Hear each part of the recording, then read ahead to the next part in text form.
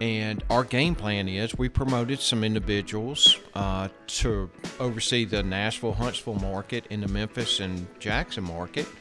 And we're hoping they're going to step up so that we can step back. And then once we get to a certain point, we're going to sell the remaining 51% of the stock to the ESOP, which is for Top Hospitality. Our goal is to become a 100% employee-owned company. Okay. So this episode is brought to you by Restaurant Systems Pro. With excitement, allow me to introduce to you today's guest partner at Top Hospitality, David Conn. My man David, are you feeling unstoppable today? I'm getting there. Getting there. I'll let you know just toward the end coffee. of the interview, but yes. Awesome, man. I'm excited to be here, and I'm here because Jeff Good called you out just 2 days ago. He did. And we were able to squeeze you in. I'm actually leaving town right after this interview. I'm headed west, and this is the future of Restaurant Unstoppable, where I'm really going into these communities. I'm talking to impressive individuals, and I'm asking them who they respect and admire and believe would make great guests on the show. And he didn't even hesitate. He said, you got to talk to David Conn. So I'm excited to dive into your story. I'm excited to find out how you got to where you are today. But let's get that motivational, inspirational ball rolling with a success quote or mantra. What do you got for us? Simple is excellence. Simple is excellence. Dive into that. It's the little bitty things in the restaurant world. There was a quote I read years ago. The restaurant business is simple, although simple is hard. And that is so true. What do you mean by that? It's all about the basics. When you're in the restaurant world, it starts at the ground floor, and if you don't have your basics in line, you're looking at disaster. Right. So like I like to say it's that easy and that hard. That's so like pretty much right. It's not complicated to be successful in the restaurant industry and to attract onto yourself amazing people. Just treat them really well, give them opportunity, and pay them. It's that easy and that hard. That really is. And it's about relationship. Yep. You mentioned that a bit ago. Yep. It's about developing a relationship with every one of your staff members. Yeah. Yeah. It's one-on-one. You never put yourself above everybody else. I love it, man. Great way to get this thing started. So where does it make sense to start sharing your story? Like, is there a point where you knew this was going to be your life, your career, or I had no idea I was going to be in the restaurant business. I was working in a grocery store, going through high school, and then in college, I had a friend of mine say, hey, you might want to try the restaurant business. You can make really good money in a short period of time, and you don't have to work as long. So that's how I got involved. The other place out on the reservoir is the first restaurant I worked at. And lo and behold, Jeff Good was the top server at that restaurant. So I'm like, let me model after him. Yeah, I remember this part of his story. So this is when he came back, or he came to I think he left Mississippi and he came back or something after doing sales. He did. Yeah, and he was working, and you can tell. I mean, he was a server. Right, he was a server. You can tell he was in sales. Right. He can talk. Yeah, he can talk. And serving is sales. You are selling. You're upselling. You're serving. And I don't want to keep talking. You right, no, continue. Go ahead. Yeah, sure. No, please, you. I mean, take that train of thought. Like Jeff Good, I had that thought in my mind. That guy can sell a rotten apple, and they would eat it. And it's so true. It's so true. So Jeff Good trained me in the business. Ironically, I met my wife. We've been married 38 years, and that was the beginning of the restaurant world. And this was at the reservation. No, this was at the other place, called the other place on the reservoir. Okay, got it. A reservoir, sorry, yeah, that's right. Yeah, no problem. The other place at the reservoir. Correct. I think if I'm remembering, this was like the early 90s for him? Early 80s. Early 80s when he was working at the reservoir. 82, 83, 84, somewhere in that range. What did you learn from Jeff? Really dive into the way he was making an impression on you. Back to the relationship. It's the individual communication 101 and being kind to people. How do he make you feel? Oh, he made me feel great. He was a little stern when it came to systems and accountability and that sort of thing, but he was a very good teacher. But your first impression of him was as a server, or no? My first impression was he was a salesman. That guy made a lot of money. How does he do Yeah, that? he was working at NCR before, I believe. He might have been. Yeah. It might have been NCR and then serving, but I'm pretty sure NCR was after his serving Oh, you're right. experience. You're right. That makes sense because that was in the 90s. Right. Thank you for correcting. Right. Sure. So you get this lead to go work in their industry, you make some money in less amount of time. You find Jeff Good. He's an influence. He teaches you everything you know. What were the biggest lessons he taught you? We need relationships. Keep going along that. Be vein. kind. Be kind. Be kind to people. Okay. Were you in restaurants from that point on? I sure was. So I met my wife at the restaurant. She was a hostess, and through some friends of hers, I landed a job at the Sundancer. Lo and behold, it's where Bravo is currently that Jeff Good owns. Got it. So you start working there. What year was it? 1985, somewhere in there, somewhere around that range. So 85. before we dive into your story, because it sounds like it started pretty. How old were you when you started working in the restaurants? Oh, Lord. Let's see. I'm really dating you now, aren't I? Yeah, you are dating me. I'm born in 62, so I'm approaching, I'll be 62 in April. So 1962. Early 20s. Yeah. Early 20s. Yeah, somewhere, yeah. Got it. So today you're part of a restaurant group called Four Top Hospitality. There are 5 partners. 5 partners, and we formed an ESOP a couple of years ago, so we own 51% of the stock. Yeah. I am so excited to dive into that. So I had an expert on ESOPs on the show because I'm trying to, like, I think I told you it's my mission is to inspire, empower, and transform the industry. Right. And I think that one of the ways we can do that is by creating a more equitable workplace. Right. And ESOPs, I think, are one of the solutions. Right. So let's absolutely bookmark that. Let's back up for a minute. If you want to hear I can give you the short version. So when I went to Sundancer, a gentleman named Bill Latham Okay. and Al Roberts owned Sundancer. And I was still I waited tables for them. Okay. Still going to college. And they asked me if I had a desire to be a manager at a new concept that we're going to do. And that concept was Amerigo. And I had to make the choice, am I going to finish school or am I going to dive into the restaurant full blast? And I chose to dive into the restaurant. Looking back on it, I wish I would have finished school, but it still worked out. I've had great experiences over the years. What year did you go into Amerigo? 1987. It opened up April of 1987, and Linda and I married in May of 1987. And Bill Latham was the original owner. Bill Latham and Al Roberts. Okay. And when they approached you, were they approaching you just to be a manager, or what did that look like? They were approaching me to be a manager of the new concept Amerigo. And they recruited you from Sundancer. Because they own that as well. Got it. Bill Latham was actually one of the, so I should have mentioned, I got to town because of Robert St. John. Are you familiar with that name? Yes. So he referred me to a bunch of people throughout Mississippi, and Bill Latham was on that list of people he referred to me. I was actually supposed to connect with him, but do you know how he's doing? He recently had surgery, and I he did. He's doing pretty good. I saw him Friday at the restaurant. Oh, good. Yeah, he looked great. I was afraid to push it. I didn't. He's coming around, but I think he wants a little more time to make sure he's solid. He's on my list. I'm definitely going to be getting him. He rolls. Oh, yeah? Oh, yeah. Well, Bill, glad to hear you're doing well, and sorry we couldn't make it happen this time around, but definitely on my list. So, so you basically have been at Amerigo for the majority of your career. Pretty much. I worked for Bill and Al until 2006. He sold the company. There were four Amerigos and 1 Char, and he sold. And I think their intention was to bring on other partners that worked for them, like myself, and they sold out because of a private partner they had, and it was time for them to part ways.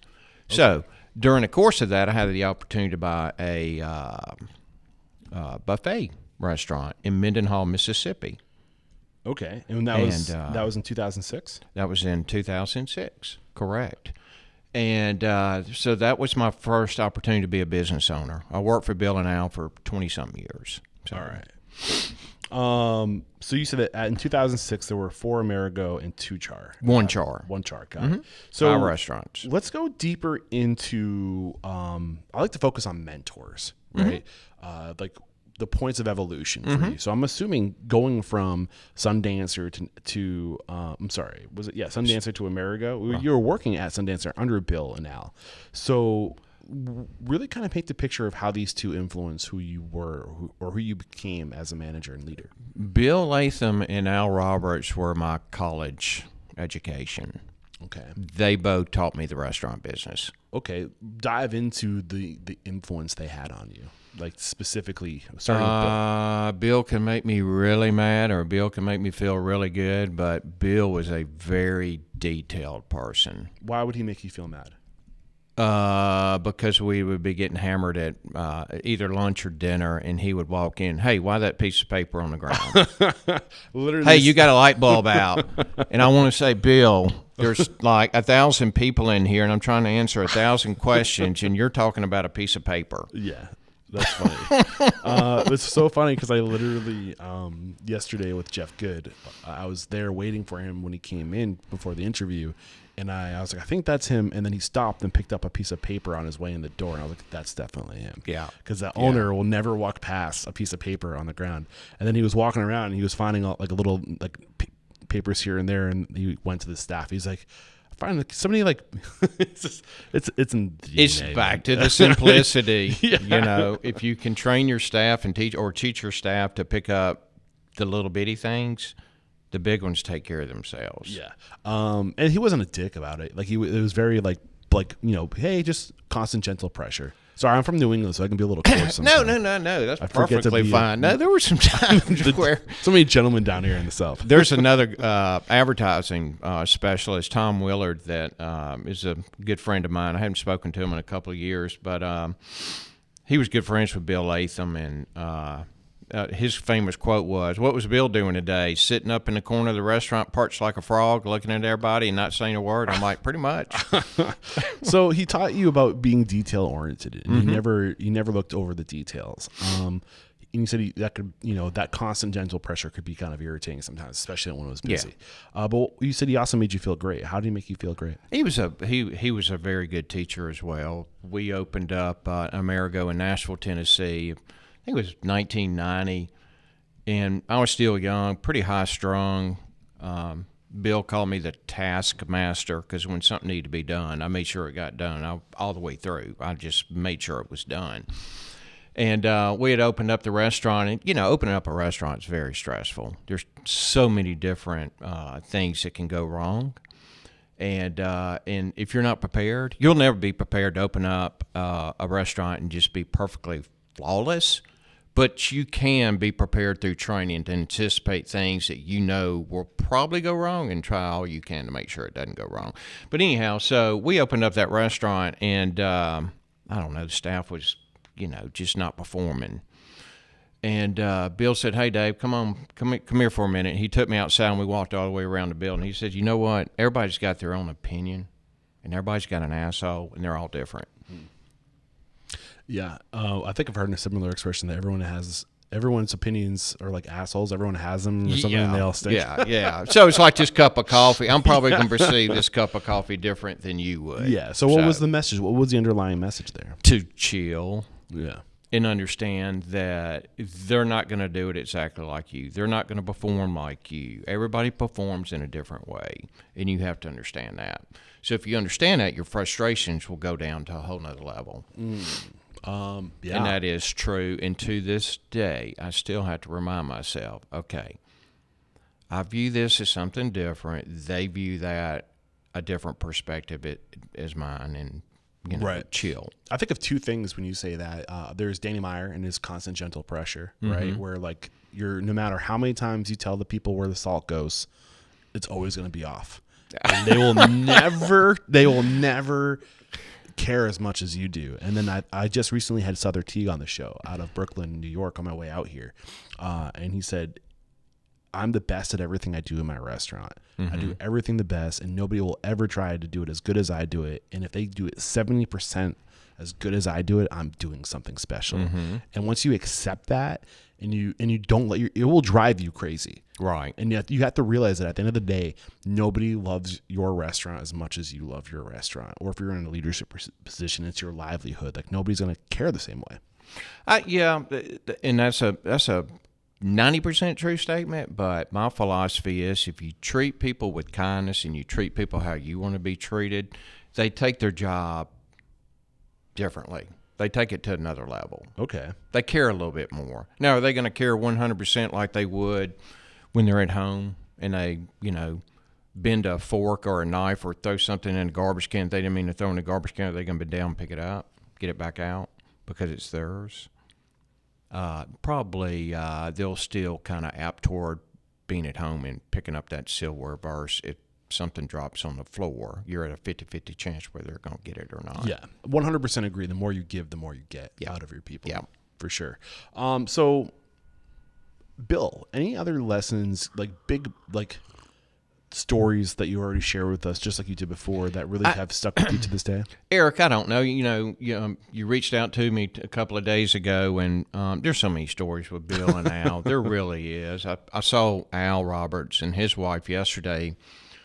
Getting out of the car, I go to Fondren Church right behind here, and they both look great and spoke to them. It's just I highly respect I highly respect Bill Latham and Al Roberts. They taught me everything I know. You told me some stories about Bill, but I'm curious, what were the lanes that they were in? Did they complement each other? They did. Al was back of the house and Bill was front of the house. Okay, so you probably had more time with Bill, I would imagine, because you're a front of the house guy. I did have more time with Bill, but over the years I spent more time with Al. At first I hated Al. I could not stand him. He was a dick.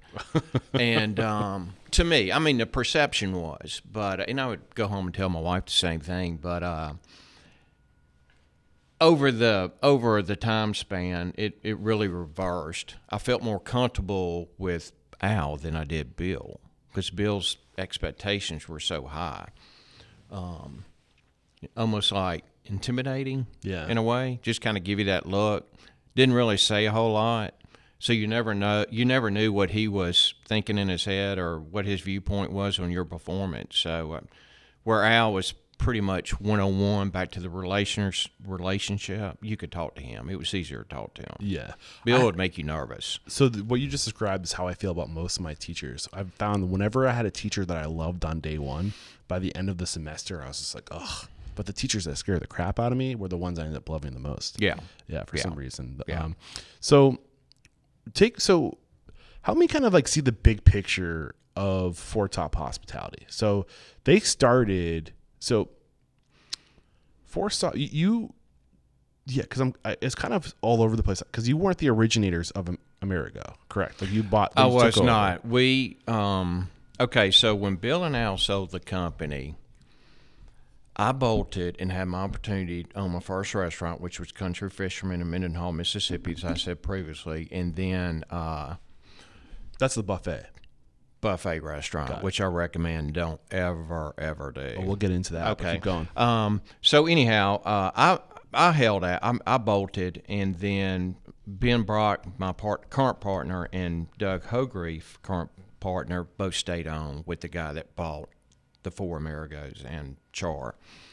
And I wasn't involved with David Blackburn that bought the restaurant group, but it did not make sense to me to change the culture that Bill and Al Roberts grew, and I could see it kind of taking a nosedive just in this market because we had Amerigo Char here, they had Amerigo Memphis, Amerigo Nashville, and here you could just kind of tell things were kind of getting a little more corporate. Like they put an A on the wine glass for Amerigo, and that's just not what we're about.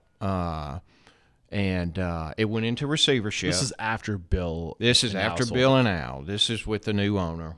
Won't get into details because I never worked for him. I can just kind of tell you my perception. But anyhow, went into receivership, and somehow Doug, my current partner, was able to buy the company out of receivership. And I think Bill and Doug both were bidding on the company, and something kind of went south. I think it didn't.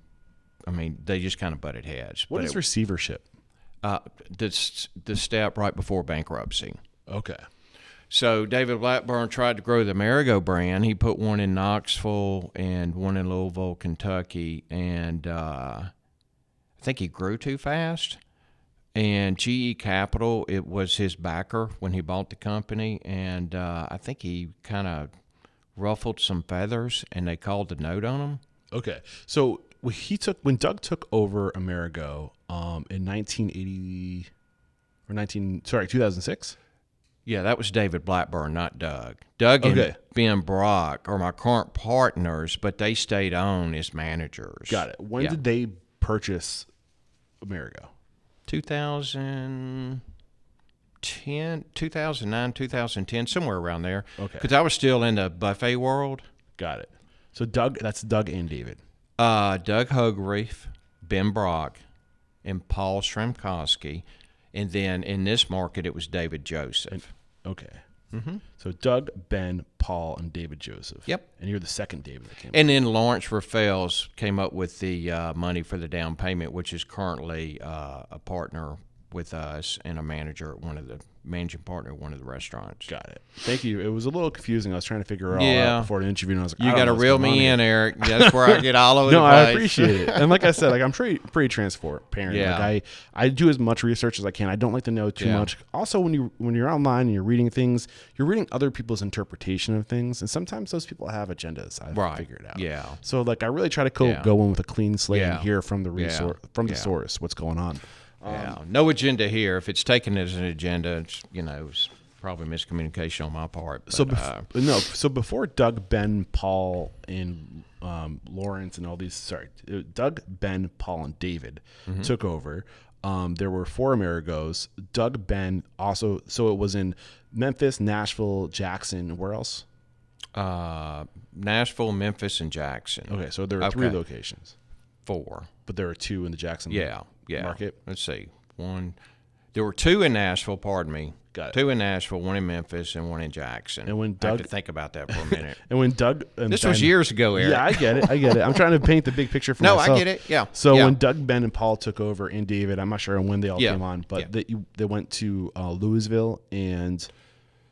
No, they had already done that. So there was an Amerigo that opened in Louisville and Amerigo that opened up in Knoxville from the period from 2006 to 2010 when David Blackburn owned the company that Bill Latham and Al Roberts sold it to. Got it. Okay? So, yeah. And we don't like to, it's weird talking about what other people have done because you don't want to talk trash about people. I get but it. At the same time, there's lessons, right? So I think you alluded to one of the lessons. They were trying to grow too fast and they got too corporate. They were trying to grow too fast, but the big lesson out of that is don't change the culture. If you have something that's working, why do you want to change it? Right. You know? Well, I mean, don't try to fix what's not broken. At the same time, you can say culture isn't what you say you are. It's what happens every day. It's your actions. So if there's a new owner that comes in, the culture is going to change whether you want it to or not because it's different people. Yeah. Right? Right. So, you can't try to take over something and be a different person and have it expected to go the same way. Whether it's good or bad, it's just behind every great business is a great person. Right. And that's the reality of the culture is like who the people are behind it. So I don't want to say anything beyond that. Yeah. But by growing too fast, what happens when you grow too fast? Well, if you grow too fast, if you're opening up restaurants and they're not cash flowing, okay, like if most restaurants operate on a by period basis. If you're not operating, it doesn't take a whole lot. If you're going through the period and you're hitting negative $10,000, $15,000, and you have 5 restaurants, that little $10,000, $15,000 hit, and the other ones are just kind of average, it can sink you pretty quick. Yeah. So when is the right time to grow? Our philosophy with our current group right now is we We don't pay ourselves a whole lot of money. I mean, we make a good living.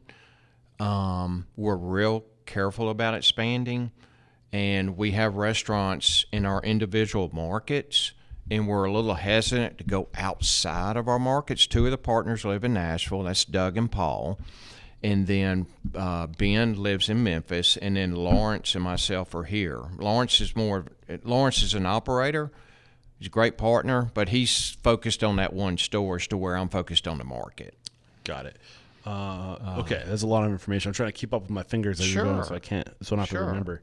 Okay, so we are up to 15 from 16. When they took over the market. I mean, when they took over the company in 2010, we have grown. We've had a little sell off. We had a partnership with somebody, but I think we're at 15 restaurants. I think you're at 16 when 16? I counted. So okay. I saw that you were up to 7 Amigo. Amerigo. Sorry, I think. Oh, that's okay. 7 Amerigo, 4 Char, 2 Etch, 1 Excedra, ETC. Is that short for Excedra? That is, yeah. 1 Jasper and 1 Saltine. Right. So, okay. Well, the second Etch has not opened yet, so it's planned 15. To open up this year, so we're not too far off. Awesome. So that'll be 16. Side note, I had Deb Paquette on my show as a guest. Oh, you did? Yeah. Oh, you had Deb? She's fun. Oh, she's awesome. She made me blush a couple times. Yeah. She is awesome. She is a good time for sure. So when we combined all our companies, because there's so many different things going on. You know, Deb's a partner like Lawrence, minority partner. Deb's been a great partner. We had a situation before we went ESOP where we invested in her and let her open up her own restaurant, do her own thing, and we had her not put up any money, and we signed off on the lease and the loan and blah, blah, blah, and let her rock and roll, and that's what she did. Yeah. When did you become a partner at Amerigo? 2011. Okay, so not too far ahead from where we left off. Not too far ahead. I think they had it about a year and a half, maybe 2 years. And the reason, one of the partners, Ben Brock, actually reached out to me. He said, "Hey, do you want to have a beer one day? I'm coming down to Jackson, blah, blah, blah." I'm like, "Sure." And he said, "Hey, you have any interest in getting in the group?" David Joseph is, his dealing with his wife, and she became ill, had an aneurysm. She was in a nursing home. He just had a ton of pressure. I don't know how he did what he did. Right. Highly respect David. So anyhow, that's how I got involved in the group. So David exited. I took over in this market, and that was in 2011. Right. That was a good time. Of course, I tried to get out of the restaurant business when I sold to Two Country Fishermen's, which wound up being very good. Yeah, and that's where I want to go next. I want to talk about your personal experiences. Sure. Okay. From 2006 to 2011 with Country Fishermen. But before we dive into that, we're going to take a quick break to thank our sponsors. We'll be right back. We have to interrupt today's episode to let you know that every second and fourth Thursday of the month at 1 p.m. Pacific, 4 p.m. Eastern, Restaurant Systems Pro CEO Fred Langley is going live to teach you everything you need to know to run a profitable restaurant from soup to nuts. All you gotta do is click the link below. All right, we are back, and you kind of helped us paint the big picture of where you are in 2009, rolling into 2011. But during this time, as Amerigo is growing, you're not a part of this. Like when the sale happens, when they're what was the word you use in receiver? What's it called? Yeah, receivership. Receivership. Yeah, thank you very much. Mm-hmm. You weren't a part of the restaurant at this point. It was you had left. You had opened. You had bought your own restaurant. The Country. What was it called? Country Fisherman. It was a buffet style restaurant. Served catfish. Okay, and there were 2 of these you scaled to. 2 of those. So did you start with one and open a second? I started with the Mendenhall store. I bought it, and then Peggy Tuma, that started Country Fisherman, another great operator, sold me her premier restaurant in Prentiss, Mississippi, which is where it started. So I bought that from her as well. What was it like being a first-time owner? I was scared to death. What were you afraid of?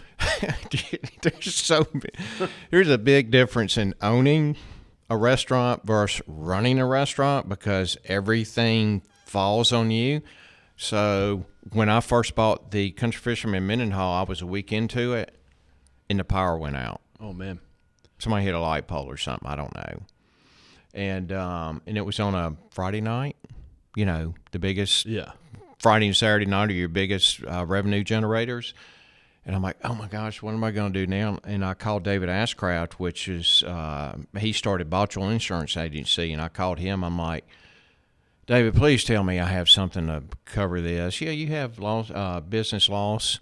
And luckily, you know, on something like that, it was 24-hour coverage. I mean, it had to be out 24 hours, which it was, and I was covered, thank goodness. Yeah. There's a lesson there. Always get the insurance. I mean, that was like a week into it, and the power goes out. Yeah. So you know, and you have all these thoughts going through your head. Okay, well, payroll's going to be coming up. I've got bills. Got to pay Cisco. Gotta, you know, blah blah blah. Like you said, all the pressure's on you. Oh, now you're starting to right. realize why Bill has this look on his face. That's right. Hey, Bill, you're listening to this. That's exactly right. I get it now. Yeah. So, what were the reflecting back at the time, aside from the fact of having this added pressure on your shoulders, right? It all falls on you. What were your biggest challenges as an owner? You just really cash flow. You got to make sure that you don't spend all of the money you're making in a week, because you're going to have payroll roll around. You're going to have your bills roll around. You have to watch your money, and you have to hope that the revenue coming in is going to cover the bills that you have lined up. Yeah. So cash flow. What were the secrets, the little things that you did to help manage cash flow? A lesson that Bill Latham taught me: watch your pennies and dollars take care of themselves. You see this BevNap, it might cost 0.001 cents. But you get a couple of those wasted and a couple of more, and, you know, there's... Death by 1,000 cuts. Yeah, that's exactly right. Yep. You watch your pennies, your dollars will be there. Yep. Any other, general lesson in terms of, inventory management or a rule of thumb or a principle that you learned over the years that you can share in terms of cash flow management? Yeah. So in the restaurant world, you're dealing with... food, alcohol, and money. Now, what would you think that would be for a human being? Would you think that would be a temptation? That's a good time. That's what that is. That's exactly right. Yeah. And if you think somebody's not taking a little bit, thinking it might be okay, because, they're not going to miss this. A little sip here, or let me eat me a couple of shrimp. I'll take a couple of bucks out of the till. They'll never know it.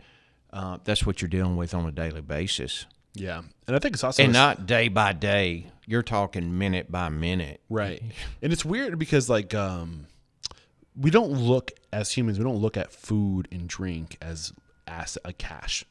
But it literally translates to cash. That's exactly right. And I think when you have servers or bartenders who are, just thinking, I'm just going to pour a little extra for a friend, or I'm going to, hook up an extra side for a friend, you're literally stealing from the owner.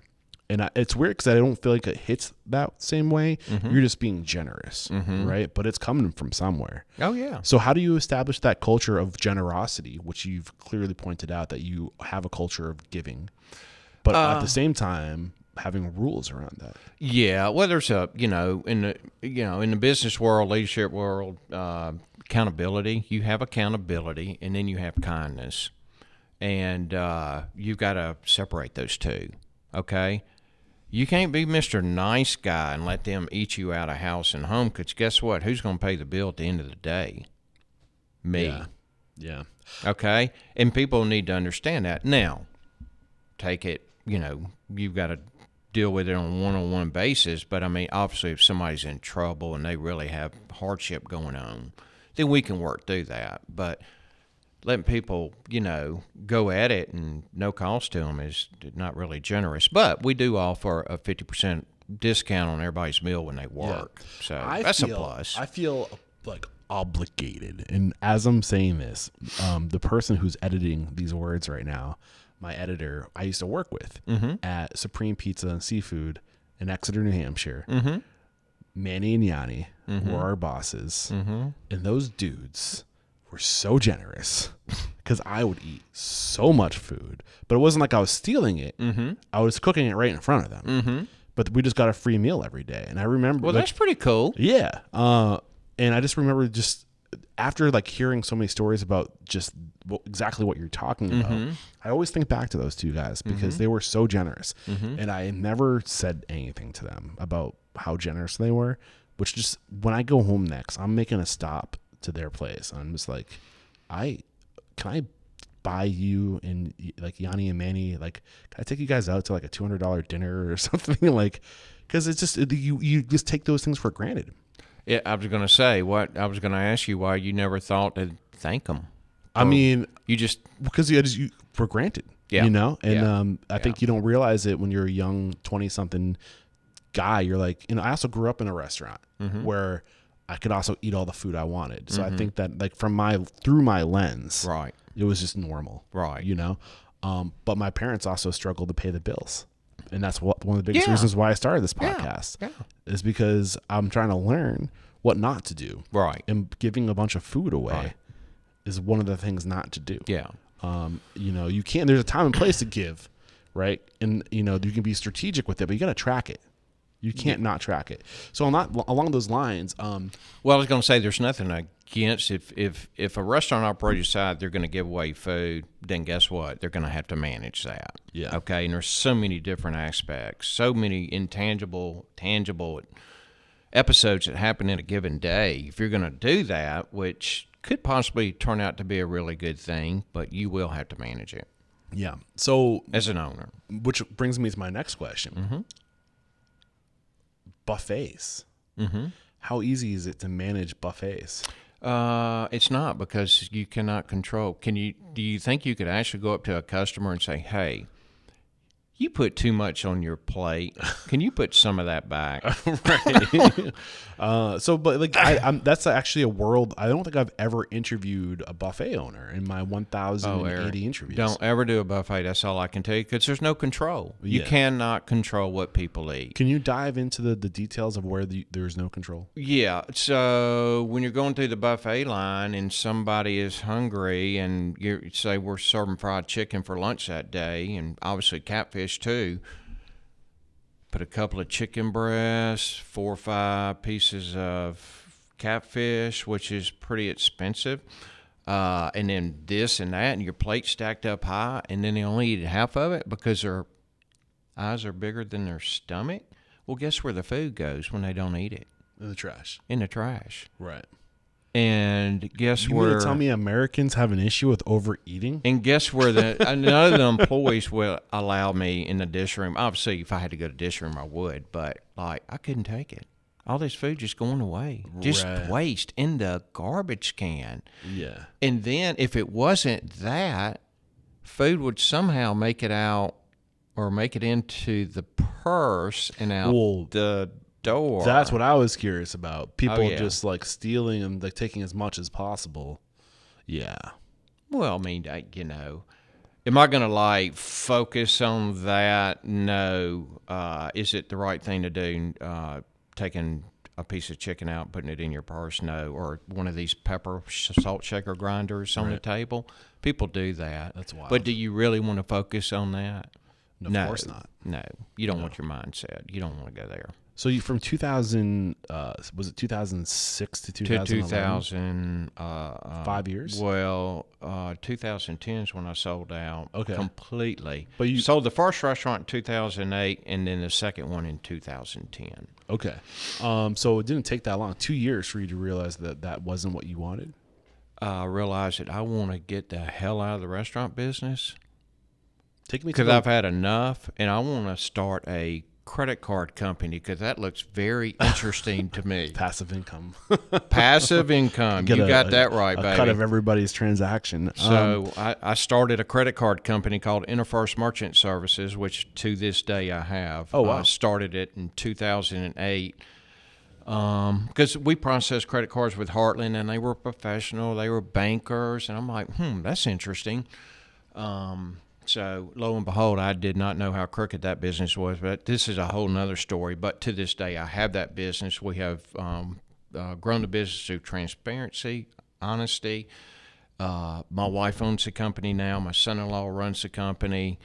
And, we have reps out there. So there was a little break in there. So when Ben came to me and said, hey, we want to talk to you, I was sweating bullets growing this other company now that wound up turning out really good, but a bunch of hard work. But so I had to okay, do I really want to get back in the restaurant business? Can you take me to the lowest point you had as a restaurant owner prior to joining this restaurant group?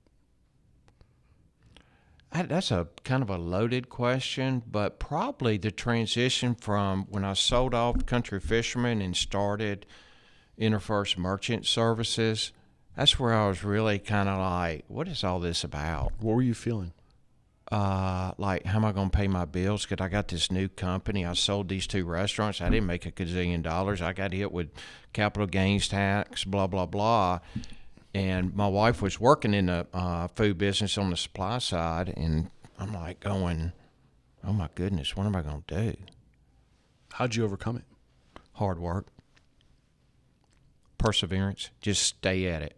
Yeah. Stay at it.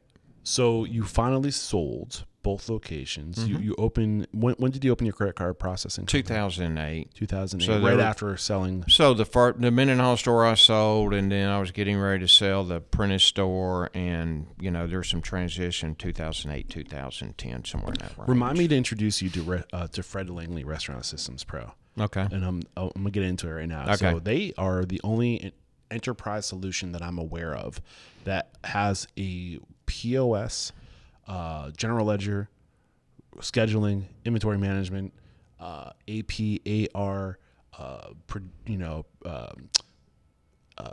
what's the word? Predicted. Oh, what's it called?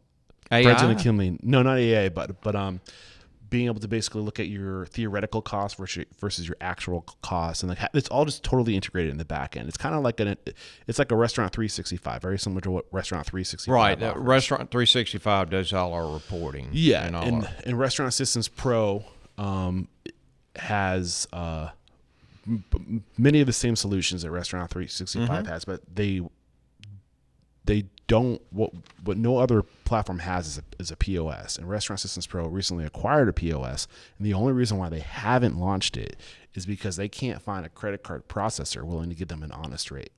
And they're very adamant about giving restaurants the best rate. And so don't let me forget to introduce the two. Okay. I don't want to put any pressure on you. Oh, that's no pressure at all. That's the frustration on my part because I'm really on both sides of it. So I see I'm in the credit card world, but I'm in the restaurant world too. And there's some frustrations with all that. Oh, for sure. So they're just holding out. Big frustrations. He's very transparent about trying to offer the best rates for restaurant owners, and he hasn't been able to get a credit card processor to agree to those rates. So again, I don't want to put any pressure on you, but maybe you might have some, even if you can't help him, maybe you might have some advice. You can lead him in the right direction. He probably already knows. He's probably, anyhow, we can talk about that later. Okay. So anything that I should know about the credit card processing world in terms of you're an expert on the subject? Yeah. So there's some language in the credit card world called interchange, and that's a preset rate on every single credit card issued out there. From a bank. So you have Wells Fargo, Origins, Trustmark, all these different. Any bank that brands their credit card has a interchange rate tied to it. Got it. Well, guess who sets that rate? The banking industry. Guess who gets that money? The bank. Well, how do you feel about Toast's model of? I don't like any of them. Well, let me rephrase that. I don't know anything about their front end system, but here's where my problem is. I don't want to buy a software product where they're telling me I've got to use this credit card processor. In the olden days, PosiTouch is who we use now. In the olden days, they were open-ended, which means you can pick whatever credit card processor you want. Yeah, and whichever one gave you the best rate. Well, these software companies are like, there's some money in this. Let me partner up with credit card folks so I can get a share of that money. Well, the money is not the interchange rate. It's the difference from interchange to what the processor is going to charge somebody like us. And this is pennies on the dollar. but they want a piece of that pie too. And then they go and tell the customer, Mr. Eric, here's PosiTouch, and you're going to have to use Shift 4 as the credit card processor. Well, Mr. Eric, do you think you have control of that pricing? Thank you. No, you don't. But you do, to a point. There is room to negotiate if you know what to say and what to ask for. If you know what to ask for, if you're educated on it. You know what? This is an opportunity for me to invite you in. I think so behind Restaurant Stoppable. This is the leading edge. This is my boom into the industry, trying to do this is my research. And as I'm pulling back layers on you, I'm learning things. And my vision, my goal for Restaurant Unstoppable is to have the follow up after the conversation, to have a live event where I'm finding these people, I'm finding these leads, and we create live events around these experts that are coming into my network organically. And I think this would be a great roundtable, a great panel about how to have the conversation with a credit card processor so you don't get screwed. So I'd love to keep you in mind for that. Okay. Yeah. Sounds good. I'm putting you on the spot a lot today, man. I apologize. It's not my goal. Jeff, good. I'm coming to get you. So continue your train of thought if you can pick up where you left off before I got a little off the rails there. Yeah. All right. Put me back on track, Eric. Where were we? I think the last thing it says, you can control your credit card rates if you know what to ask for. So you're explaining how to a certain works. limit. Yeah. Correct. Yes. You can control that. Yeah. So I think you're kind of explaining that you don't like the models, and then I was like, what about like Toast's model where they are the credit card processor, so they're not even getting a cut of, because I think they're the whole shebang, right? Well, I don't know what the details are between Toast or their credit card deal, but I'm sure they're nice. So independent sales organization. Basically, they partner up with the top 5 premier processor. We're the First Data, Third Bank, TSYS, Elevon, whoever they are. That's who moves all the money, are these processors. But they got to cover those interchange fees. Yeah, and I'm not trying to talk trash about Toast. Definitely not at all. No, that's anybody. Yeah, they are at all the most recommended POS on the show. Yeah, and see, I don't know a whole lot about it. There's pros, and I'll hear some negative, I'll hear some pros, but it's mostly, to be honest with you, it's tied to them. Most of the negatives are them being locked into their credit card deal and costing them a fortune. Yeah. And then there's some kind of little transaction fee on top of that. Yeah, raising fees, and without, you have no control because you're all in with Toast. Right. From what I've gathered in terms of user experience and interface and usability, like there's nothing that comes close, or it's at the top, right? But in terms of customer service and control, literally having any say or control over what you're being charged, it's like you have no control of it. Yeah, that's no control. Yeah. Back to the Toast. Let me ask you this: if it breaks down on a Friday night at 9:00, customer service. Yeah, that's what I've heard. But I will say this: I will say that they have been making leaps and bounds from where they were. They chose to grow and scale at a weird time. It was when the pandemic, they hired all these people. They went people heavy, and they were ready to grow fast. And then the industry came to a screeching halt. So now it all trickles down, right? So the restaurants aren't making money. Anybody who serves the restaurant industry is not making money, and they had way overextended. So they had to lay off a bunch of people. So I recognize that. And I think that we forget sometimes as restaurant owners that, hey, the whole industry, we forget how many industries spin off of the restaurant industry. We're a massive industry. It's a bunch. Yeah. So I do recognize that they were hit hard during that time. Yeah. And that they are building back. It's been a few years. Yeah. So there was a period where it was real bad. So every story has two sides, right? That's exactly right. Yeah. So back to your story. Speaking of stories, so you have your credit card processing company. It's still going to this day, and you have these gentlemen, Doug, Paul, Ben, and David, who approach you. David has to take care of some personal issues. Right. It's nice that they found another David, though. Right. Isn't that weird? Makes remembering things easier. So they come to you. Paint a picture of where they were in 2011 when they approached you. Eric, I have to think back, but I think it was I had them 5 restaurants, the original 5 restaurants the two Amerigo, the Amerigo in Memphis and the Amerigo in Jackson, Char in Jackson. Okay. So really, and they might have. Oh well, it's a complicated story, but they had Sombra on the books, getting ready to open up when I came on board. Sombra is a Tex-Mex style concept in the township, and I kind of came in on the tail end of that right before it opened up. So those are right before we did the ESOP, we had to try to consolidate everything. So Sombra and Anjou, which is a French style restaurant, the Herrings were partners with us. Okay. Carryout Corporation in the township in Ridgeland. And anyhow, we tried to buy them out. They didn't want to be bought out, so they bought us out. And we parted ways. Great relationship, nothing negative whatsoever. But we were on our mission to do the ESOP. So got it. That's when I came. So that put it to the side.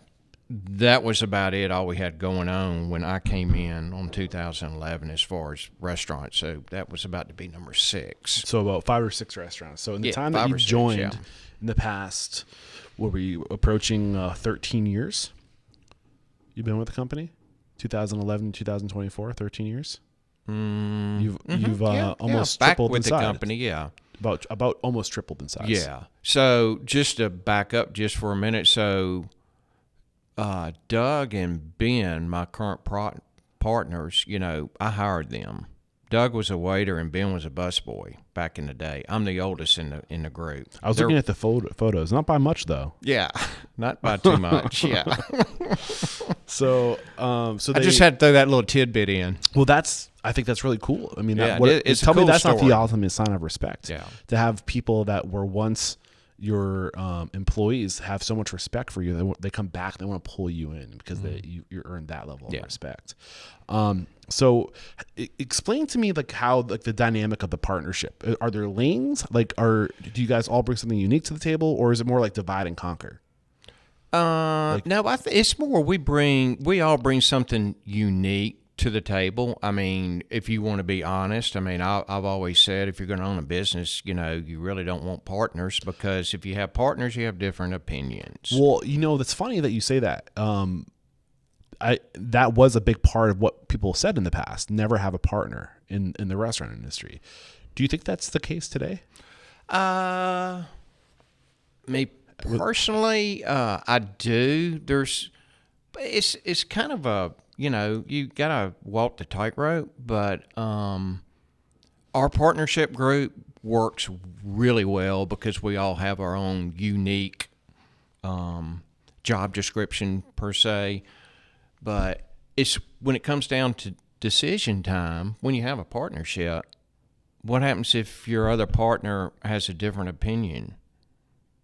You're wanting to go one direction, but they don't want to go that direction, or they want to know why you want to go that direction. And you see what I'm saying? Yeah, 100%. But it's weird because I think that as we go into the future, it's getting the industry is getting so competitive, and I don't think you can just be a good cook today and open a restaurant. You have to really you have to be so good at so many different things. And I think I don't think you can do it alone unless you come from money. You can hire and pay people a ridiculous amount of money to come work for you. I think the future of the industry is in partnerships, and I think that ESOPs are a great example of that. Well, back to the ESOP. Do you want to get into that right now? Why we made that decision? I feel like that's more present time. So let's hold off on that. Okay. So you guys all have your unique ability. So you said something that was really interesting. What happens if somebody wants to go do something else? But we're learning so much about culture in the restaurant industry. And it's not just how you show up every day. It's also, hey, before we get into business with each other, where are we going? What's the vision? Mm-hmm. Do we have the same vision? Mm-hmm. Always make sure you're going to the same place before you go into business with people, and write it on paper. You don't just have a vision to have an annual meeting and then you come back to it every year. It's echoed every day. Right. This is where we're going. We're all on board. Are you on ship or not? And also, there's ways within partnership agreements to make sure that if somebody's not doing their job, that you can fire them, right, and buy their stock, right. So there's things you can do to protect yourself today. If we talk about it, right, and share information, right, where you don't get yourself in trouble, right. What's going through your head as I'm saying? Well, you pretty much nailed it. I mean, if you're going to do a partnership, you just have to make sure legally you have your agreement in writing, and you're both clear on the direction you both want to go. And then if somebody, obviously, if you have a partner and he get some kind of trouble with an employee and you have an EEOC claim or sexual harassment or blah, blah, blah, blah, blah, you want to be able to protect yourself. Deal breakers. If you do any of these things, we reserve the right to end our agreement. Could you imagine having a partner with no agreement, and your partner decides he's going to like have some kind of harassment going on with an employee and you get sucked into it? So like it's just like how you set policies up for your staff. That's exactly right. Here are our policies. Here are what do you call it? Like you have your your standard operating procedures, and then you have your the policies of like this is who we are. Policies, core values, SOPs, operating manual. But there's tiers of it, right? So whatever policies you make for your employees, they're also for you. Right. That's exactly right. Yeah. So that's exactly right. So you guys are at 16 locations, or soon to be 16 locations. Just help me get into like the mindset of how because you have chefs that you bring in. We already identified Chef Deb, past guest on the show. I should probably figure out what episode that is so we can refer the listeners back to that one. But like, what is it about Four Top Hospitality that has allowed you guys to scale to 16 locations in the past 10 years? People.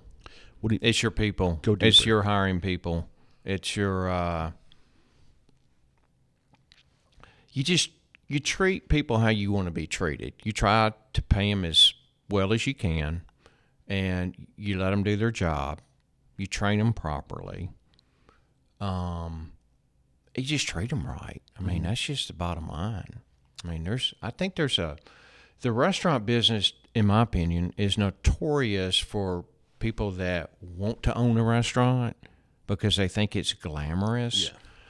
And you get these restaurants opened up from people that don't really know anything about the restaurant business, and the employees just rule the roost. Yeah. And they're in, I mean, you got people coming in intoxicated or doing drugs, or you got rampant theft or blah, blah, blah. That's where the restaurant industry gets a bad rap from. Yeah. I think. 100%. So what is it? So, I mean, you kind of say treat people right, but paint the picture of what that looks like? Back to the one-on-one relationship. You hold people accountable. Okay, you train the people well, but you treat them with respect, and that's the bottom line. And you can see that there. A lot of times, I'll come in the restaurant and they're like, "DC," my nickname's DC. Hey, don't do that. Let me do that. I'm like, no, I want to do it. Like, I'll sit down after lunch or dinner and have a plate of food and let me get that for you. No, I like to clean my own plate up because they think since I'm the owner that I'm not supposed to do anything. Does that make sense? Yeah. So you just if an owner has that mentality, hey, I own the restaurant, I get to do whatever I want, stay out of my way, come wait on me, come serve on me, that's a recipe for failure, right, in my opinion. Yeah. It's funny, earlier you mentioned like people who have this idea of what the industry is all about, and then they come in and the employees rule the roost. My mission statement, which I echo all the time, is to inspire, empower, and transform the industry. And in doing that, we're going to change the world. But its side mission is to talk people the heck out of opening restaurants. And it's funny, when I first started this podcast, I kind of had I was listening to all these entrepreneurial podcasts of people making money online, passive income, people making millions of dollars, and like, oh, life is so good, and here you can do it too. And I wanted to create that motivational, inspirational type podcast for the restaurant industry. And then I started going to all these restaurant owners to be like, tell me about how great your life is and how inspiring it is to be you. And then they're like, dude, this sucks. And I'm like, well, how the hell am I supposed to inspire people if like nobody's happy, if nobody's making money?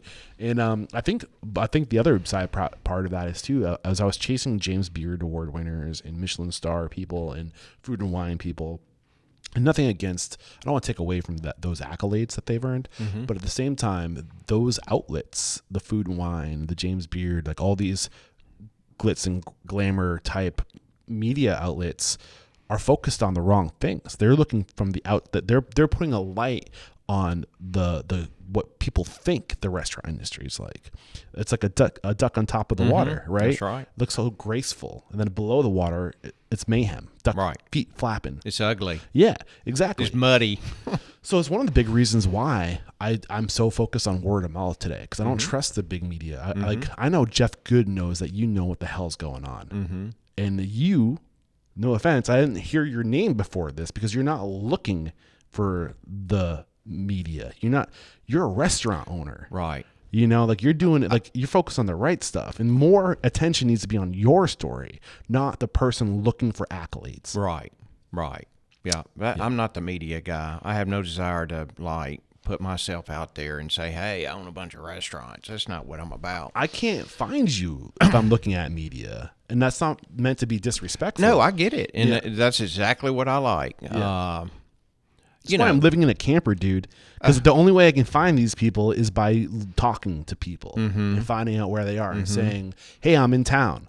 It's okay. I'll wait a week. Yeah. Whenever you're available, I'll make myself available. Look, back to the simplicity. And, I started working when I was 12, stocking a tote-some store with Cokes and beer and all that, and sweeping parking lots and working my way up. My parents were very loving but strict. I didn't get an allowance. I had to go out there and figure out how I was going to get a little change to buy whatever. But when you're in a leadership role, you have to have a servant heart. You have to want to coach and mentor people, and you have to care about people. Yeah, absolutely. You just do. Yeah. So now some of those people can make you psycho, but in general, you don't judge people, and that's one thing. Our core group, all my partners, is we give everybody an opportunity. It's all about performance. It's how you treat your employees and how you treat our guests. And if you can do that, I don't care where you came from. Yeah, I don't care the color of your skin, your religion, where you were raised. It doesn't matter. And we're really good at doing that. And I think that has been one of the successes of our, expanding. Yeah. So over the past, since 2011 to present day, 13 years, what has been the collective struggle, if any, the challenges that your group has hit that you've had to overcome? COVID. Well, obviously. Yeah, that was the biggie. That was the biggest collective struggle. That was a biggie, but we just have a unique partnership, and we just get along because we all just do our own little thing. Now, do we have arguments over certain things? Yes. Do we have frustrations? Yes, we all have frustrations, but we've been really fortunate to have the type partnership we have. Where were you just after the pandemic, like when things opened up, say in 2022? Oh, when things opened up, we never closed. But have you opened more restaurants since 2022? Yes, we opened this one, Amerigo Fondren. I think that's about it. Well, Eric, I don't know. I need a timeline. We may have. I don't know. So you had most of your growth before the pandemic. Most of it, yes, yeah. Correct. But there were some big changes when that pandemic hit. I mean, it rocked everybody's world, and I'm sure you've heard that. Well, I do like to. So I don't like to talk about the pandemic so much because we all know that story, and it was the same for all of us. Yeah, it is. But I do like to. I think the pandemic helped a lot of people transform out of necessity, and a lot of that transformation stuck around thereafter because they're like, oh, this works. Like we should have done this sooner, But what I am curious about is what were the challenges in scaling that were unique to you and your team what were your solutions to those challenges? Well, the challenges are who we're going to pay. How are we going to we had 85 managers on salary, and I kind of knew what payroll was, but I didn't really know what the total payroll was on our managers until payroll rolled around, and we are being told we're not able to seat anybody in the dining room, and then well, if we lay our managers off, they're probably not going to come back. Right. they have families. Right. We've got to figure this out. So we moved to takeout mode. And, yeah, there were some learning curves, but we set up phone stations in the bar. We had phones set up all around the bar. We had all our managers taking orders. We'd call people in, the people that we could bring in to help us. We told the other employees that as soon as we can get you back in, get enough volume built up, we'll bring you back on. We did not cut anybody's medical insurance. Did you change your... Sorry, go ahead. Go ahead. No, go ahead. Did you change your business model after? Like, I know a lot of people pivoted their business model to be, to evolve to be, like, say, counter service versus full service, or... We already had to go in place, but we changed our business model during that just to take out only. Right. And then once we were able to open the dining room back up, we phased back in dining and phased out. We still kept to go, but we didn't go outside the box and like, hey, let's go to the neighborhood and deliver all this food. Let's continue to do that. No, we didn't do How that. was your website in the ability to take online orders before the pandemic? Online ordering is a nightmare. It's a nightmare. You have no control over it. And then depending on what online system you're using, what happens if you run out of something? Well, how does the system know you ran out of it? Right. Okay. Most systems, you manually have to go in manually, change it, or knock it out. Yeah. So that's okay. So that's I think one of the big challenges with online ordering, and one of the future, looking to the future, like how is the industry going to evolve? You need two-way communication between the third parties and your POS, so that when people are ordering things online, you know that your inventory is being it's all tied into like whether you're using Restaurant 365 or Restaurant Systems 2, like whatever your back end management is. Right. They call it two-way tokenization or something like that. I think is that what the I'm not. I don't know. No, we don't do online order. Well, Chow now we use. Okay. But it's more manageable because it's on a separate system. We have the iPad, and you can see when the order comes in. Right now, the information online integrated with like PosiTouch. Yeah. When that order goes through, there's no phone call, there's no bell going off. It's just boom, it's in. It's a one-way street. It's pretty cool the way it works, but what happens if you're getting hammered in the main dining room? Right. And then these orders start stacking up on you. Yeah. I mean, the cool thing about online ordering is that there's literally no ceiling. Right. And all this money that we make in this industry is about throughput. So there are things that people got smart about post-pandemic. They're like, well, why don't we just open a separate line, and it doesn't have to be in the restaurant, and we can do all of our to-go and delivery from a different satellite location, right? So now you have full cylinders on your floor, like for your dining room, where you can have that prioritize the people in house. But who's to say you can't get into a commissary and just be a ghost kitchen that isn't a ghost? It's just like a alter ego. Yeah, that I mean, I back to simplicity. That works for certain people, but there's no one way to do anything. That's but back to that, switching gears. Like I was in Chick-fil-A the other day. I love Chick-fil-A. I have 4 grandkids now, so Chick-fil-A's their go-to. But it's different. It's over the last couple of years, it's just kind of changed. You can see a Chick-fil-A drive-through. There's like 2, 3, 4 lanes. Right. Now, you go inside and you're like, where's everybody at? Right. And it's like all their focus is on the go versus in dining. Okay, there's a concept in this area, and I'm not quite sure this is what happened to them, but I'm kind of thinking it is. Backyard Burger. They never opened up their main dining room again. They just left it to go. Well, that would piss me off. If I'm used to going inside and eating in this particular restaurant, and they're like, hey, we don't do that anymore. We're just doing to go because it worked out better for us. We can make more money. I'm embarrassed to admit this, and I'm going to lose half my listeners. So when I'm on the road, sometimes I don't know where to go. If I can support local, I will. But sometimes it's 6 a.m. I just want a coffee. I just need a coffee right now. So, that's what happened this morning on my way here. I was staying about an hour out of the city at a farm. It's like this Harvest Host thing. Okay. And I stopped at a McDonald's to get a coffee because I just needed a coffee, and I was like, I know that they're gonna have coffee. Right. I can't go through the drive-through because my camper's 11.5 feet off the ground. So, I don't make the clearance. Okay. So I went to go in to get a coffee, and the doors were locked at 7 a.m. I was like, are you kidding me? Like, I was like, I can't go inside this McDonald's and order a coffee. Like, that's annoying. It is annoying. It is. It's super annoying. And they were there working, and they were serving the Yeah. drive-through. And I was just like, screw this. I'm just gonna. Yeah. So my whole point to the restaurant operators out there, if you're going to change your branding and how you serve people, be real careful. Yeah.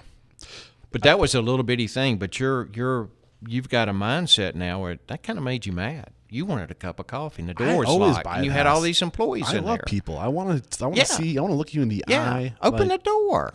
Yeah. We're going to take our second break to thank Okay. our sponsors. And when we come back, I want to talk about where you guys are today and, Okay. and where you're going. And this is All where right. I think the ESOP is going to come in. Okay. Cool. We have to interrupt today's episode to let you know that every second and fourth Thursday of the month at 1 p.m. Pacific, 4 p.m. Eastern, Restaurant Systems Pro CEO Fred Langley is going live to teach you everything you need to know to run a profitable restaurant from soup to nuts. All you got to do is click the link below. We're back, and now I want to talk about where is Foretop today. And we kind of already talked about some of the things you're doing. You're looking to ESOPs. Like, how did you find yourself exploring this as an option, and why?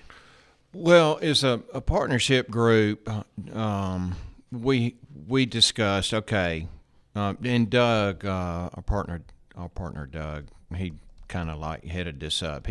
Doug's kind of our spokesperson for the group, which is great. All right, what are we going to do? David, you're the oldest. When do you want to retire? I don't know. This has been a long haul in the restaurant world.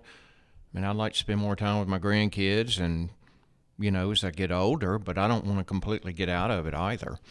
So, do we want to go find somebody to buy the company and just tell everybody bye-bye like happened before? Or do we want to do something else maybe? And Doug brought up the ESOP, so we started researching ESOP. And When did you start researching? What take us? Is this recent? Do what now? How recent was this? We did the transaction 2 years ago, but this probably started about 4 years ago. I don't know, 3, Like 4 right during the years ago. pandemic. Mm-hmm. Okay. Yeah, right after or right, during it.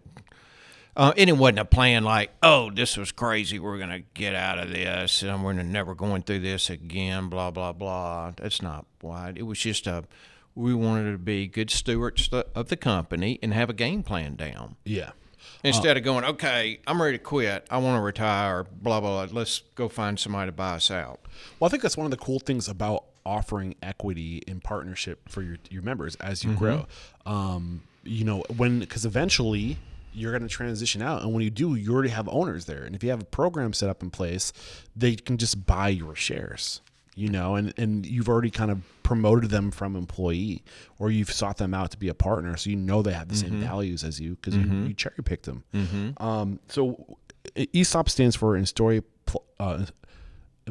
Stock Ownership Program. What were the challenges of looking into an ESOP?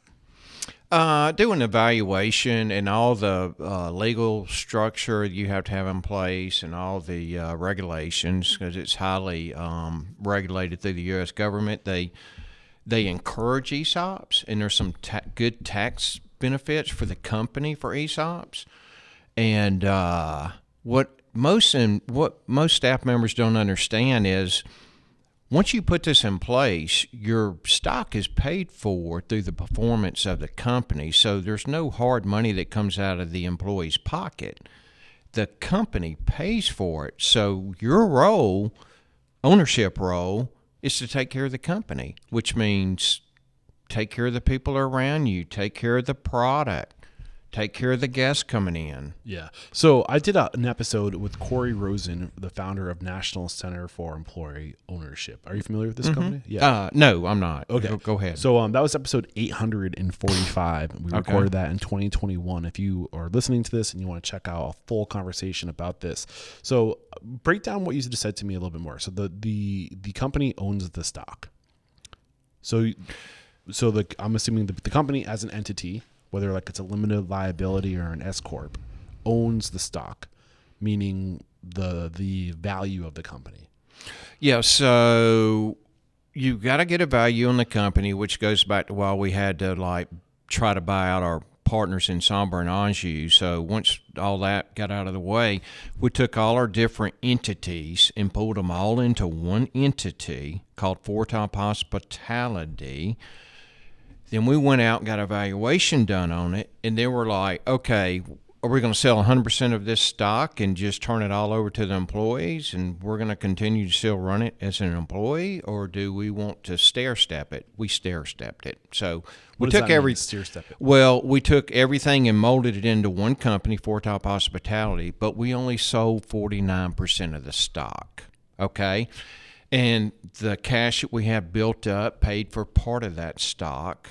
And then we did a seller's note that we all have that the company pays that seller's note, okay? And then we financed a little bit of it. What is a seller's note? Seller's note is like a note that we sold to Foretop Hospitality that pays us back for the purchase of the 49% of shares. And it can get really complicated, but I'm trying to keep it as simple as I can. Well, I know, and I appreciate that. And I mean, we don't talk, like, restaurant people don't always talk about this stuff until they have to talk about it. But it's a lot, like, even the words you're using are foreign sometimes. Like, what is exactly a note? Is it what you owe somebody? Yes, it's like, you know how you go get a car loan from the bank? It's a note. Well, that's a note. Yeah.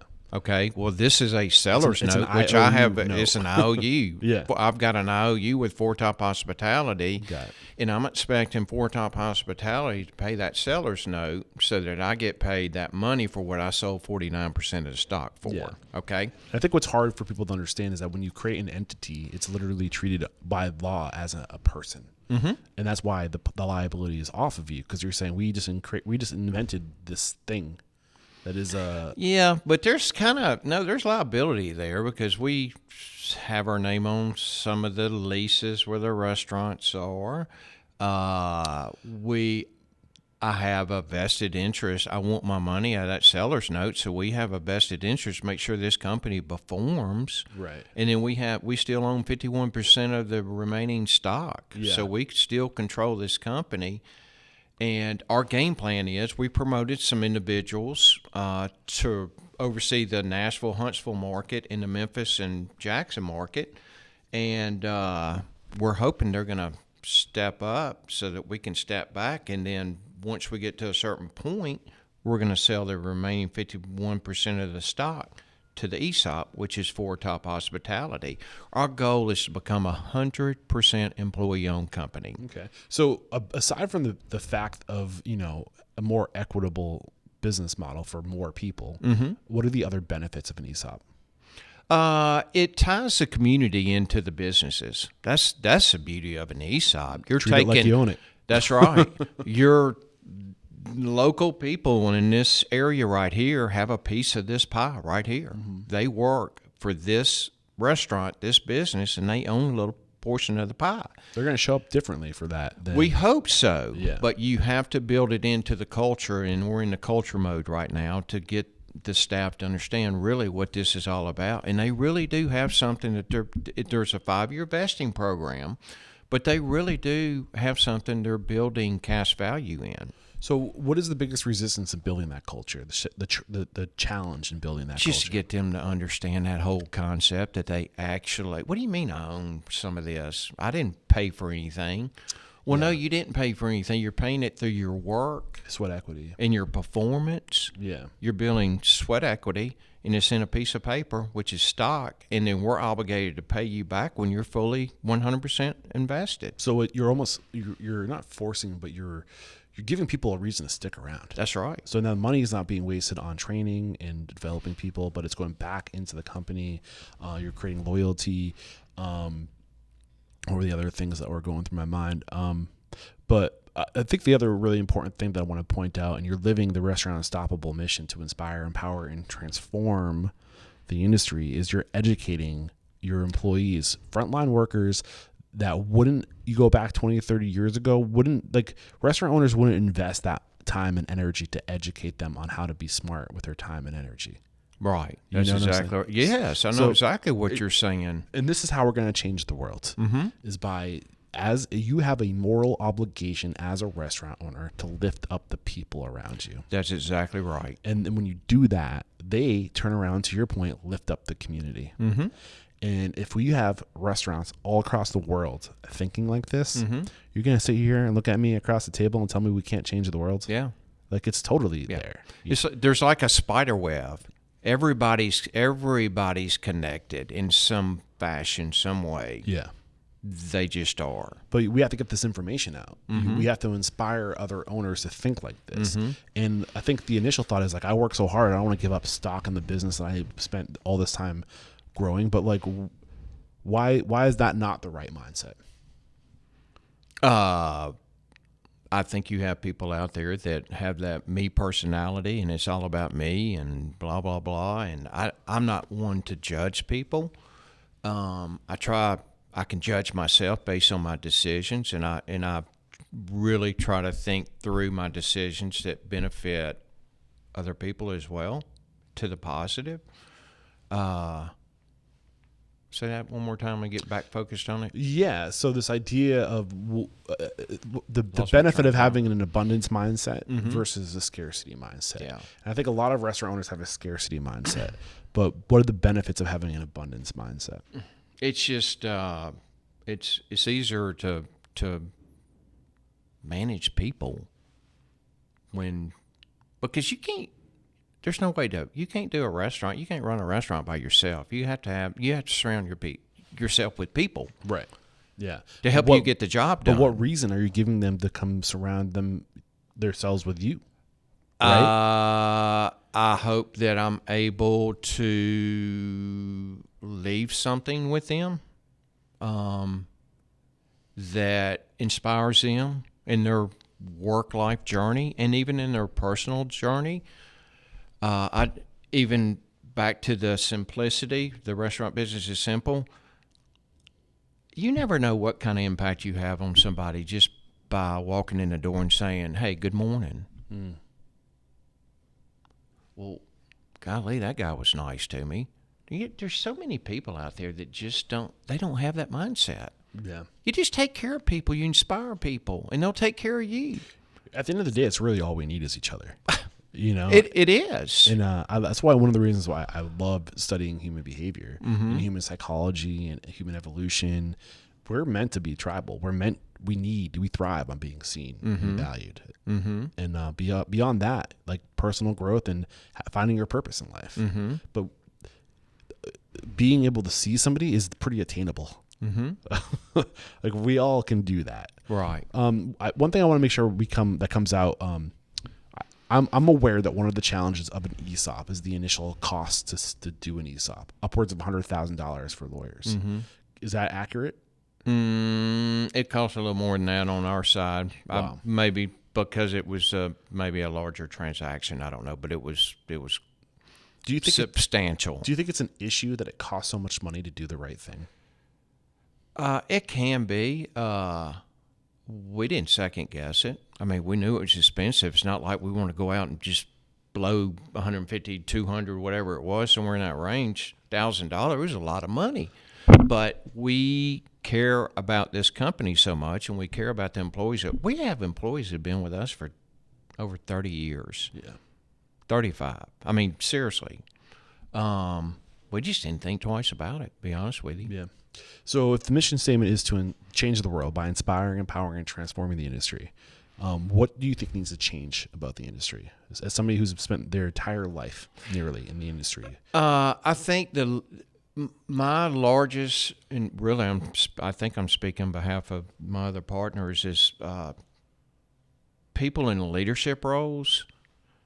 That's where the biggest difference comes into play, because they have to take a different perspective, and it doesn't matter. You can sit down and try to coach and teach and all that, but it's from the heart. You have to be ready to serve people.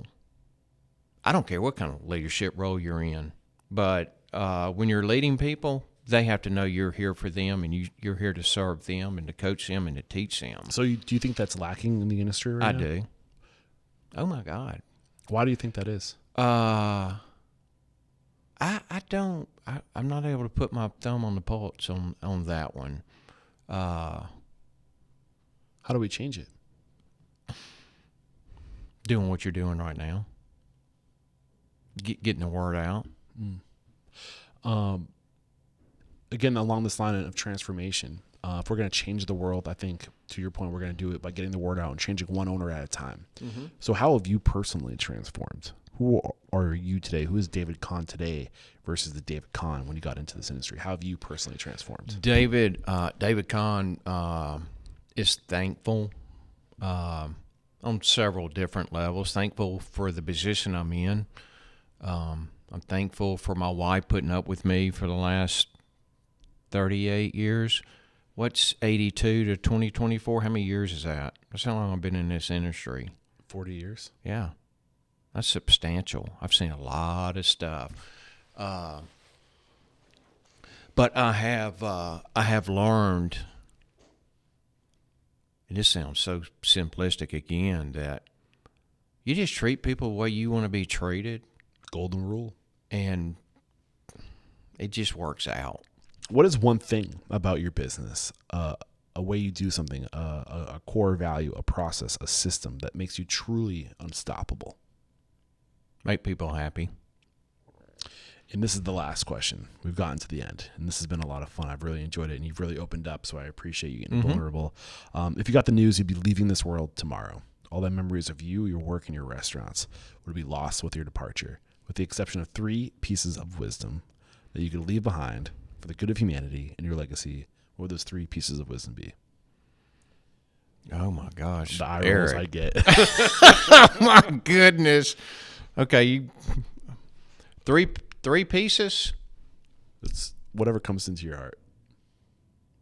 Relationship, community, kindness. This has been a lot of fun. So my North Star is really the word of mouth, the referrals. So who do you respect and admire? I found you because Jeff Good called you out. Who is out there who you just think is somebody who needs to be made an example of? I mean, that's kind of a no-brainer because, I work for, it's really 2 people because I worked for them for so long, and it's Bill Latham and Al Roberts.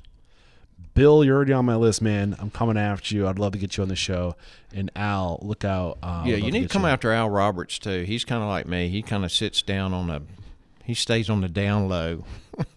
Well, I'll let Bill know that I connected with you, and that now that I'm coming after him from all angles. But we do want him to get well. I know he's recovering. For sure.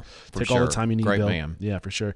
And how can we connect with you? If we were really inspired by today's story, maybe we want to come work for you. Maybe we want to be a part of your ESOP and earn that equity. Yeah, just drop me an email, david.conn@amerigo.net. Got it. And this is episode 1080. I am not sure. We used to have this process where you'd go to restaurantstoppable.com/1080, the number of each episode, and we'd have the show notes right there.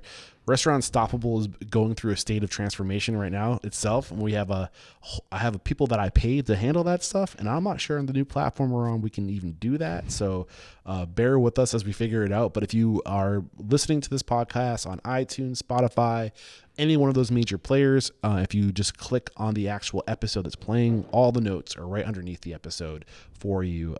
So we'll have that information there, and as well as any other tool, service, or anything else. A summary of today's discussion, all there in the notes. Thank you so much, David Conn. Thank you, Eric. This is where I say there is no questioning. Right. You are unstoppable. No. Thank you. Thank you. Cheers.